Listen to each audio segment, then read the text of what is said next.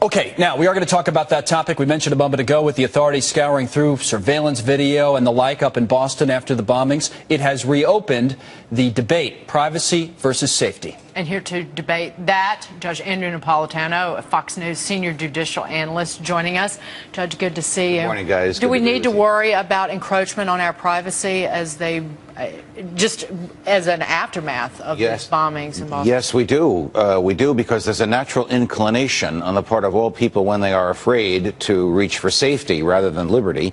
And there's a natural inclination on the part of the government to do something, almost anything, to give the impression, real or illusory, that it is keeping us safe. And in both of those inclinations, it is liberty that is sacrificed. And often, I know this sounds like a cliche, but it is true, and it is a cliche, liberty once sacrificed rarely comes back.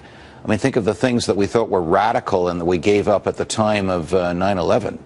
Federal agents can write their own search warrants. Well, we hadn't had that since the British soldiers could write their own search warrants before the Revolution. We wrote the Fourth Amendment so that wouldn't happen. That's now commonplace, and hundreds of thousands of these are written every year.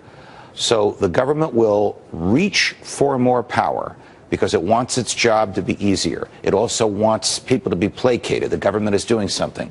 And people will let the government do it because they want to feel safe.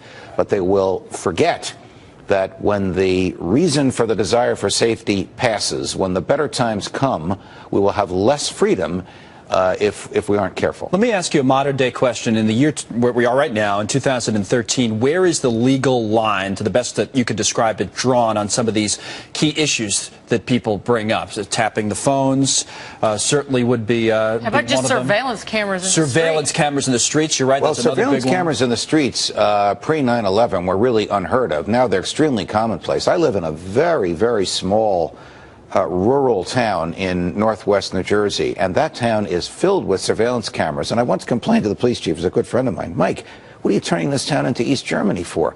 And he said to me, Judge, don't worry about it. We're just watching. We're not listening. I said, what do you mean listening? He said, well, these cameras also have microphones in them, but we agreed not to activate the microphones. Now, we laugh at this, but I'm laughing because you should have told you that. When you're walking down the street with your significant other or with anyone, do you really expect the police to be listening to you? This will profoundly change the way we live our lives. So what's legal or illegal? A thing under observation changes on account of its being under observation. That's a Heisenberg's law of physics. This obviously happens to human beings. The law is, in public, there is no expectation of privacy. So what we're looking at now, which is not very far from here, the microphones and the cameras are lawful. But the law still is, if the police want to know what's in here, they would have to go to a judge with probable cause about me or about the owner of this, not he was in an area where he may have taken a picture of a bad guy and we need to know if he has the picture.